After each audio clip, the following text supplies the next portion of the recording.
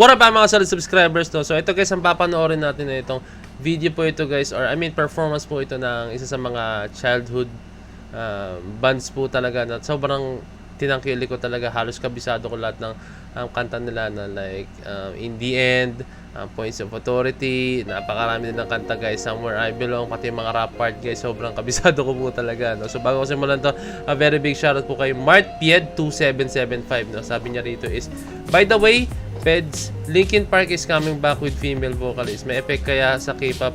Sa K-pop, I-pop? Medyo nagulo na ako sa question niya.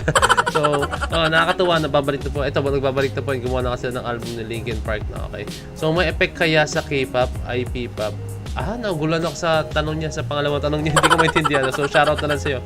Hindi medyo, I think, sabi niya, may epekto kaya ito sa K-pop or sa P-pop. Parang yun yata. No? Pero for me, wala itong may epekto kasi iba naman yung approach po ng kanta ng Linkin Park. No? And, syempre, ang Linkin Park, guys, hindi ko maalala kung anong bansa. Basta siya sa ibang bansa, no? Syempre, alam niyo na. So, bago ko simulan to guys, no? Kindly leave a like, subscribe, and kindly ring that notification bell na rin guys, no? Para alam niyo pag ako nag-release ng bagong video. So, without further ado, let's all watch this.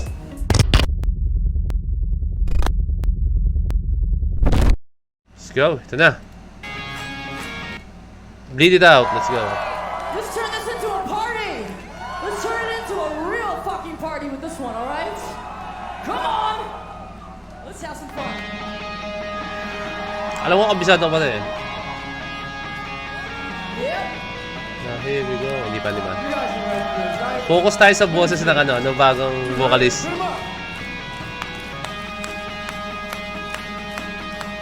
Let's go!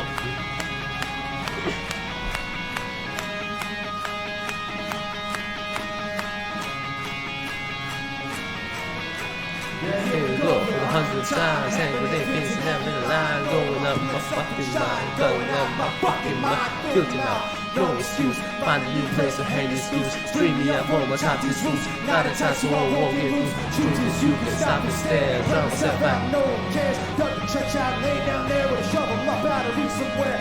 Yeah, someone hold it in, make it dirt, that's all again, say your prayers and stop it out, bring that chorus in. I bleed it out, digging deeper just to throw it away. I bleed it out, digging deeper just to throw Damn. it away. I bleed it out, digging deeper just to throw it away.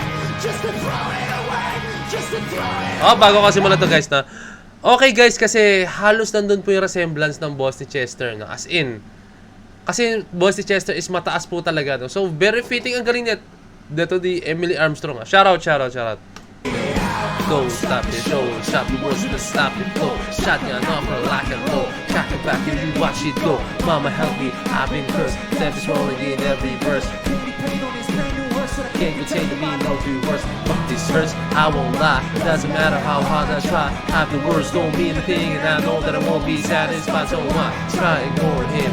Make it dirt dance floor again. Say a prayer and stop it out with it. Bring that chorus in. I bleed it out, digging deeper just to throw it away. Gusto ko rin yung pagka-husky ng boss niya. Chester na Chester. Gusto ko yung screamo part. Ayan na.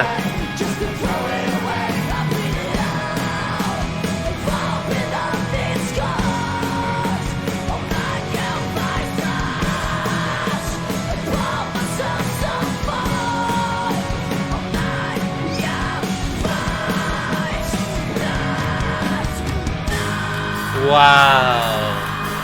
Galing!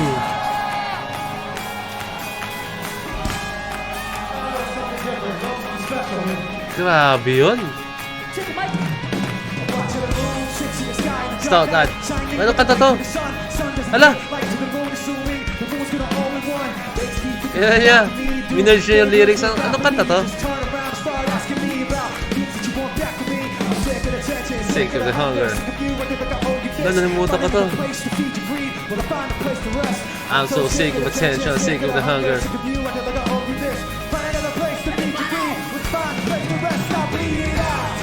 Teka lang. Gusto ko malala yung kung anong kanta yun. Wait lang guys, sorry. Just to feed your greed, will I find a place to rest? I'm so sick of attention, sick of the hunger, sick of you, I never got over this. Find another place to feed your greed, will find a place to rest. Stop bleeding out. I wanna be another place. I hate when you say don't others. A place for my head. Okay, okay. Yun. Minix niya yung rap verse niya rito sa A Place for My Head na kanta.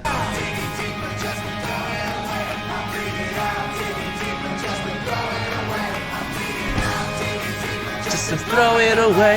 Just to throw it away. Just to throw it away. I bleed it out. Take it deeper. Just to throw it away. Classic.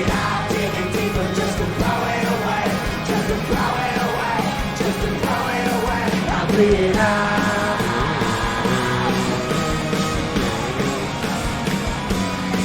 I bleed it out.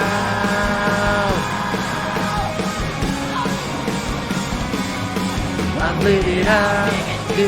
Aba, tulad dami ang haba ah.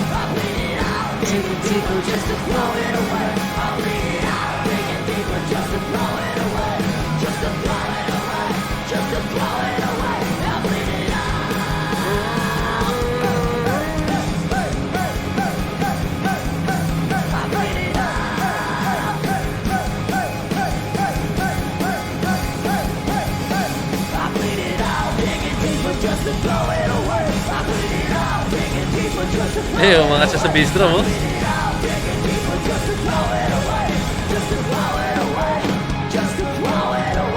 I bleed it.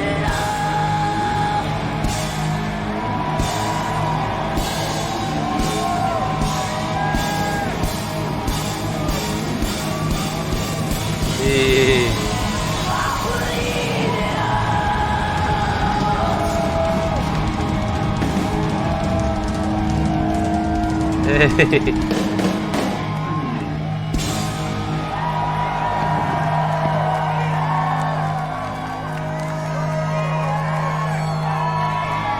Wow. Paikot yung stage nila, ang angas ha. Ito yung usual na ginagawa ng mga binabati yung pick, minsan drumstick.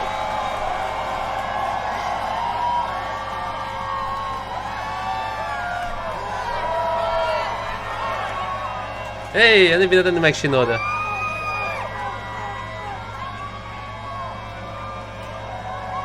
Last song ba nila to? Comment kayo down below guys ha, gusto nyo pa makapanood ako. Pumanood ako ng mga ganitong klaseng contents like Linkin Park, okay, panoorin natin ha.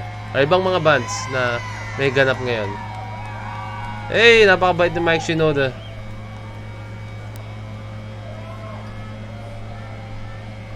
I think last song na nila no? Kasi iniisa-isa ni Mike Shinoda yung mga crowd.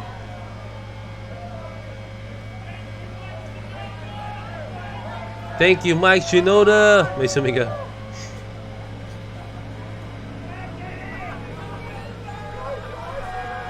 Grabe si Mike Shinoda. Na-appreciate niya yung mga audience, yung mga nanonood no?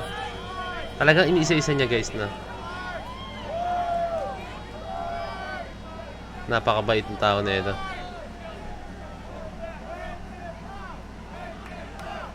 Wow. So, yun guys na. For me, napakaganda na gayon yung kinuha nilang vocalista no.